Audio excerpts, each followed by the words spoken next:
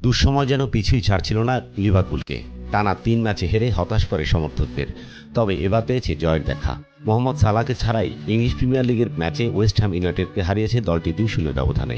এই ম্যাচ দিয়ে দীর্ঘ এক অপেক্ষার অবসানও হলো। লিভারপুলের জার্সিতে প্রিমিয়ার লিগের গোলের সূচনা করেছে আলেকজান্ডার ইসাক। দ্বিতীয়ার্ধে ৬০ মিনিটে গোল করে লিভারপুলকে লিড এনে দেন তিনি। আর অতিরিক্ত সময়ে ব্যবধান দ্বিগুণ করেন কোডি গাকপো। টানা ৩ ম্যাচ পর পাওয়া জয়। ১৩ ম্যাচে ২১ পয়েন্ট নিয়ে অষ্টম স্থানে লিভারপুল। ওয়েস্ট হ্যাম ১১ পয়েন্ট নিয়ে আছে টেবিলের ১৭ নম্বরে। ইদানিংকালে ভালো পারফরমেন্স করতে না পারায় মোহাম্মদ সালাহকে মাঠে নামাননি আর্নে স্লট।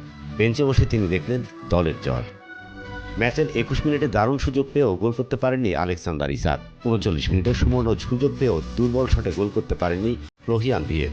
এবারও ঠেকিয়ে দেন গোলকিপার আলফুস আরিওলা। ৬০তম মিনিটে এসে অবশেষে গোলের খরা ভাঙলেন ইসাক। কোডি গাকপোর নিচু করে বাড়ানো কাটব্যাক থেকে প্রথম শট নেন তিনি, যা পোস্ট ঘেঁষে জড়িয়ে যায় জালে। গত ২৫ সেপ্টেম্বরে ১২৫ মিলিয়ন পাউন্ডের বিনিময়ে লিভারপুলে যোগ দেওয়া ইসাক এভাবেই পেলেন তাদের হয়ে প্রিমিয়ার লিগের প্রথম গোলের স্বাদ। ৮১ মিনিটে মাঝমাঠে লিভারপুলের সোবোসলাইকে ফাউল করেন নিকলাস ফুয়েল। সেই সিদ্ধান্ত নিয়ে রেফারির সঙ্গে অকারণে তর্কে জড়িয়ে হলুদ কার্ড দেখেন লুকাস পাকেতা। এরপরও শান্ত হতে না পেরে ফের আপত্তি জানালে দেখা যায় লাল কার্ডও।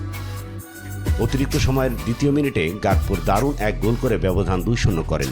জো গোমেজের উঁচু করে বাড়ানো পাস বুক দিয়ে থামিয়ে অসাধারণ নিয়ন্ত্রণে নেন তিনি। এরপর শক্তিশালী শটে লক্ষ্যভেদ করেন নেদারল্যান্ডসের এই ফরোয়ার্ড।